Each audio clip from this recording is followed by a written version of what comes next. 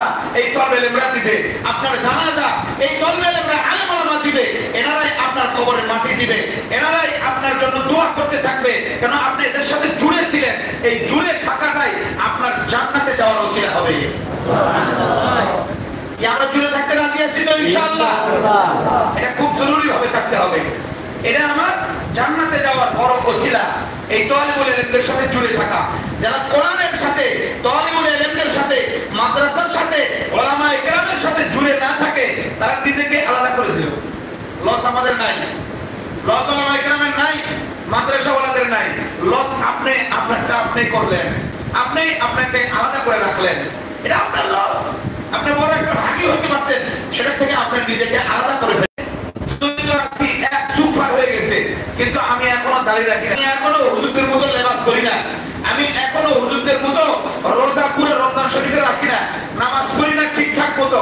তাহলে আপনি যে বললেন হুজুরদের সাথে আমরা চলি, মাদ্রাসার সাথে আমরা সম্পৃক্ত, কোরআনের সাথে সম্পৃক্ত, তাহলে আপনার মিথ্যা, এই দাবিটা আপনার মিথ্যা। কতক্ষণ ঠিক না বেশি?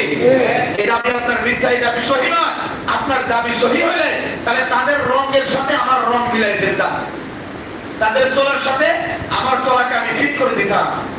আশেকে রসুল, রসুলের যারা আসে তারা রসুলের সাথে সবকিছু মিলাই ফেলে, রসুলের সাথে মিলাই ফেলে, রসুলের সাথে চলাফেরা, খাওয়া দাওয়া, ওঠা বসা সবকিছু রসুলের মতো করে ফেলে। তারপরেও কাঁদে আল্লাহ তাআলার কাছে, আল্লাহ তাআলার কাছে ফরিয়াদ করতে থাকে যে আল্লাহ আপনার হাবিবের মতো চলা আমাদের তৌফিক দেন, আপনার মহব্বত আমাদের দেন, আপনার হাবিবের মহব্বত আমাদেরকে দান করেন, যেন আপনার হাবিবের মতো করে চলতে পারি। তাহলে আপনি মাদ্রাসার তালিবুলকে, আমাকে মাদ্রাসাকে মহব্বত তাদের মতো করে আমাদের চলতে হবে। ইনশাআল্লাহ রাজি আছি ইনশাআল্লাহ? ইনশাআল্লাহ। জরুরি করতে হবে। কোরআনের সাথে যে সম্পর্ক রাখে, এই সম্পর্ক যার যত গভীর হবে, আল্লাহ তাআলার কাছে তার মর্যাদা তত বেশি হবে। এই কোরআনের সাথে তার সম্পর্ক যত গভীর, তার মর্যাদা আল্লাহ তাআলার কাছে তত বেশি। অল্প সম্পর্ক তাহলে অল্প মর্যাদা, বেশি সম্পর্ক বেশি মর্যাদা। এখন আপনি খেয়াল করেন, আপনি কোরআনের সাথে কি পরিমাণ সম্পর্ক রাখবেন, এটা হলো আপনার মেইন কাজ। আপনি এখন ভাইবেন, এখান থেকে যাওয়ার পরে আপনি এখন চিন্তা করবেন যে আমি কোরআনের সাথে কি পরিমাণ সম্পর্ক রাখবো, সম্পর্ক আমি কি পরিমাণ রাখবো। যদি বেশি সম্পর্ক রাখি তাহলে আল্লাহর কাছে আমার মর্যাদা বেশি হবে, আরো বেশি আরো বেশি, এরকম করে যত বেশি সম্পর্ক হবে তার গভীরতা তত দূর যাবে, তত দূর যাবে। কিন্তু অল্প থেকেই শুরু, একদম প্রথম স্টেপ থেকেই তার মর্যাদা বাড়া শুরু হয়ে যাবে। যেমন দেখেন, আমি উদাহরণ দিই আপনাকে, এই কোরআনে কারীমের সাথে লেগে থাকে, কোরআনের সাথে লেগে থাকে একটা কাপড়, গিলাফ। এই কাপড়ের দাম বেড়ে যায়। কাপড়ের দাম কেমন বেড়ে গেল? ফিকহের কিতাবে ফুকাহায়ে কেরাম লিখেছেন যে এই কাপড় প্রত্যেক 3-4 দিন পর ধুইতে হবে। আমরা তো গিলাফ লাগাইছি কোরআনে কারীমে, মাসকে মাস, বছরকে বছর গেছে, ওই কাপড় আর ধুই না। এটা কোরআনের সাথে বেহুদতি, এরকম চলবে না। কোরআনের সাথে যে কাপড়টা লাগলো এটার দাম বেড়ে গেল। এই কাপড়ের নিয়ম হলো, আমরা যে পোশাক পরছি এর চাইতে 10 টাকা 5 টাকার দাম বেশি হইতে হবে, সেই কাপড় দিয়ে কোরআনের গিলাফ লাগাইতে হবে।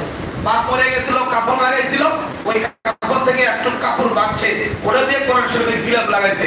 এটা কোরআনের সকালে তেলাওয়াত করি, আবার আমি সন্ধ্যায় তেলাওয়াত করি, আবার ঘুমানোর আগে তেলাওয়াত করি। কোরআনের কারীমের তেলাওয়াতের উপরে আমি থাকি।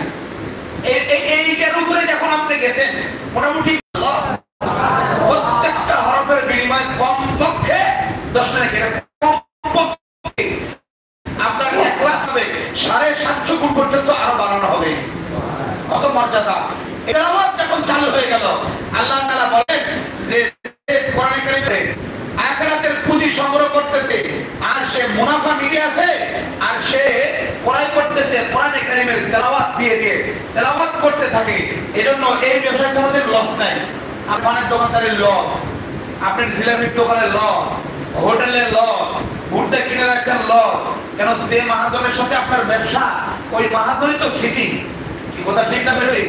ওই মাহাজনই মিথ্যা বলে, ওই মাহাজনই দুর্নীতি করে। এজন্য তাদের মধ্যে অনেক রকমের ত্রুটি বিচ্ছুতি থাকে। কেন? মাহাজনের সমস্যা।